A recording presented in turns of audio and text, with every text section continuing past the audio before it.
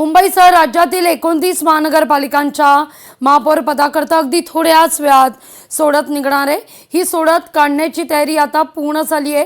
सोडती करता चक्राकार पेटी आता मंत्रालयातल्या सभागृहात ठेवण्यात आलेली आहे। ही दृश्य आपण पाहतोय, ही थेट दृश्य आहेत। ही तीच चक्राकार पेटी आहे ज्या पेटीत खरं तर आता सारं काही स्पष्ट होणार आहे।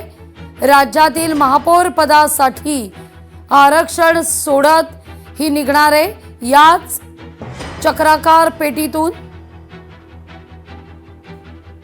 या सगळ्याविषयी अधिक माहिती घेण्याकरता थेट जाते आपले प्रतिनिधी चेतन ननावरे यांच्याकडे। चेतन, खरं तर याच पेटीत अनेकांचं भवितव्य भविष्य हे कैद होणार आहे, या पेटीतून उलगडणार आहे असं म्हटलं तर काही वावगं ठरणार नाही आहे, कारण अनेक इच्छुक देव पाण्यात ठेवून बसले आहेत। निश्चित लागवी आपण मंत्रालयातल्या 6व्या मजल्यावर आहोत आणि याच ठिकाणी जे आरक्षण सोडत आहे ते थोड्या वेळात निघणार आहे। आतमध्ये माध्यमांना प्रवेश नसला तरीही थोड्याच वेळात पत्रकारांना प्रवेश असेल, त्यामुळे जी सोडत निघणार आहे त्याची चक्राकार पेटी जी आहे ती देखील आता सभागृहात ठेवण्यात आलेली आहे। मी या ठिकाणी दाखवू शकतो, ही पेटी आहे। याच ठिकाणी चिठ्ठ्या टाकल्या जातील आणि नंतर यातील चिठ्ठी निघली जाईल।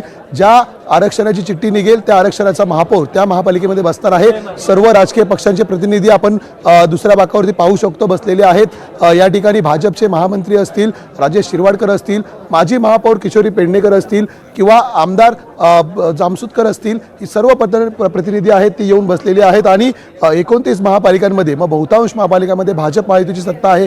काही ठिकाणी काँग्रेस आणि ठाकरे गटालाही प्रतिनिधित्व मिळणार आहे। त्यामुळे या सर्व पक्षांचे प्रतिनिधी या ठिकाणी उपस्थित आहेत आणि नेमकं आपल्या महापालिकेमध्ये ज्या ठिकाणी आपली सत्ता आलेली आहे त्या ठिकाणी नेमक्या कुठल्या प्रतिनिधीला संधी मिळणार याकडे त्यांचं लक्ष असेल। प्रत्येकाकडून आता एकंदरीतच या संदर्भातील आखणी आहे ती केली जाईल, व्यूहरचना आखली जाईल। अद्यापही आपल्याला माहीत आहे की वेगवेगळ्या पक्षांचे नगरसेवक आहेत, त्यांची गटनोंदणी आता कोकण भवनमध्ये मुंबईतल्या सुरू आहे। मात्र आता भाजपचेही नगरसेवक उद्या गटनोंदणीसाठी जातील। मात्र तत्पूर्वी आपण पाहत आहोत की एकंदरीतच हे जे आरक्षण सोडत आहे ती आता थोड्या वेळात सुरू होईल।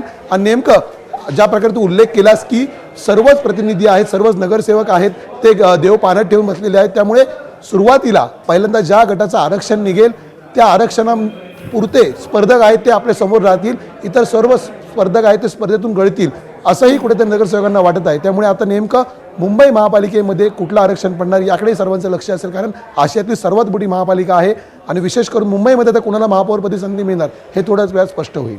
निश्चित चेतन, तुर्तास धन्यवाद तुम्ही दिलेल्या सविस्तर माहिती करता। लोकशाही मराठी ऐका, पहा, जागरूक रहा।